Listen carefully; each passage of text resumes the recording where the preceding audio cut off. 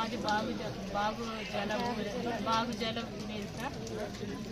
ఇక్కడ మేము చిన్నప్పటి నుంచి ఇక్కడే బతుకుతున్నాం సార్. రోడ్ లేకపోవడం వల్ల ఇక్కడ మేము ఎదురు బద్దలతో కట్టి డోలు మాతలోన మోసుకొని గర్భిణీ స్త్రీలకైతే చిన్నపిల్లలకైతే నడుచుకుంటూ కాలినడకనే తీసుకుని వెళ్ళేవాళ్ళు సార్. సాలూరు మొక్కువ హాస్పిటల్కి తీసుకెళ్ళి చూపించుకునే వాళ్ళం సార్.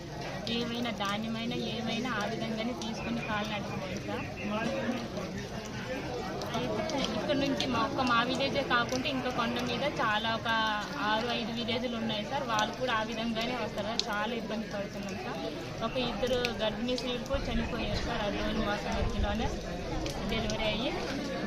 అయితే రోడ్డు రావడం వల్ల మా రోడ్డు అదే ఇప్పుడు ఉప ముఖ్యమంత్రి రావడం అతను వచ్చేసి రోడ్డు శంకుస్థాపన చేయడం వల్ల ఇప్పుడు మాకు ఈ విలేజ్కి 108 వెహికల్స్ ఎంత ఏవైనా సరే ఆ వెహికల్స్ వచ్చి తీసుకెళ్ళడం జరుగుతుంది సార్.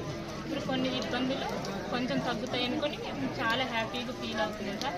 డిపో కూడా అంటే మేము కాలినడగానే వెళ్ళేసి బియ్యం తీసుకొని రావడం జరుగుతుంది సార్.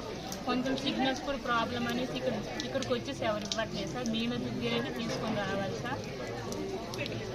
ఏవైనా ఆన్లైన్ వర్కులైనా సరే మాకు చాలా ఇబ్బంది ఉంది సార్. వాళ్ళు సంభవ్వట్లేదు, ఇది అవ్వట్లేదు, అది అవ్వట్లేదు అనుకుని మేము కిందకి వెళ్ళేసి బయోమెట్రిక్ వేయడం అలాంటి వల్ల జరుగుతున్నాయి సార్.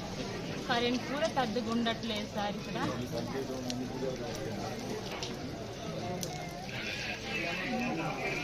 ఇల్లులు కూడా కొంచెము రోడ్ లేకపోవడం వల్ల కొంచెము సిమెంట్లు ఇసుకలు అవి రావడం కష్టంగా ఉందనేసి ఇల్లులు కూడా ఇల్లులు కూడా కొంతమందికి రాలేదు సార్. ఒక 5 ఇల్లులే తప్ప ఈ ఊరికి వచ్చి మిగతా ఇల్లులు అయితే రాలేదు సార్. ఊరికి సిమెంట్ రోడ్ కూడా లేదు సార్.